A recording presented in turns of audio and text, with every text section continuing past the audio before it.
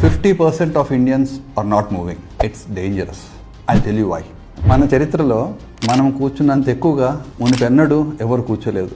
రకరకాల సోఫాలు, మంచాలు, ఇటాలియన్, ఇండియన్, అమెరికన్, ఆఖరికి కమోడ్స్ కూడా, అంటే అంత లేజీ బాయ్ డిజైన్ లాగా వచ్చిందని. అది స్క్వాటింగ్ నుంచి సిట్టింగ్కి వచ్చింది. ఇంకా మేబీ నేను అనుకోవడం ఫ్యూచర్లో స్లీపింగ్ కూడా రావచ్చు. ఈ మధ్య కాలంలో నేను క్లినిక్లో అబ్జర్వ్ చేసేది ఏంటంటే, అది ఏజ్కి సంబంధం లేకుండా, అది టీనేజర్స్ కావచ్చు, మిడిల్ ఏజ్ వాళ్ళు కావచ్చు, వయసులో ఉన్న వాళ్ళు కావచ్చు, వాళ్ళను హ్యాబిట్స్ పరంగా చూస్తే మీరు తింటున్నారా, స్మోక్ చేస్తున్నారా, డ్రింక్ చేస్తున్నారా, అవే కాకుండా నేను అడిగేది కామన్ క్వశ్చన్ ఏంటంటే, ఇప్పుడు మీరు ఎంత యాక్టివ్గా ఉంటున్నారు, ఫిజికల్గా మిమ్మల్ని మీరు ఎంత యాక్టివ్గా ఉంచుకోగలుగుతున్నారు అనేవి అడుగుతున్నాను. 90% ఆఫ్ దెమ్ నాకు వచ్చే రెస్పాన్స్ అంటే, లేదు డాక్టర్ గారు, నేను ఎక్కడ నాకు టైం ఉండడం లేదు, చాలా మటుకు మనకు టేబుల్ వర్క్, టేబుల్ జాబ్ అలా జరిగిపోతుంది అనే చెప్పేవాళ్ళు ఎక్కువగానే. నేను చెప్పదలుచుకుంది ఏంటంటే, హ్యూమన్ బాడీ అనేది ఇట్స్ ఎ కాంప్లెక్స్ మెషిన్. ఆ యొక్క కాంప్లెక్స్ మెషిన్కి మనం పని చెప్పకపోతే అది ఖచ్చితంగా తుప్పుపడుతుంది.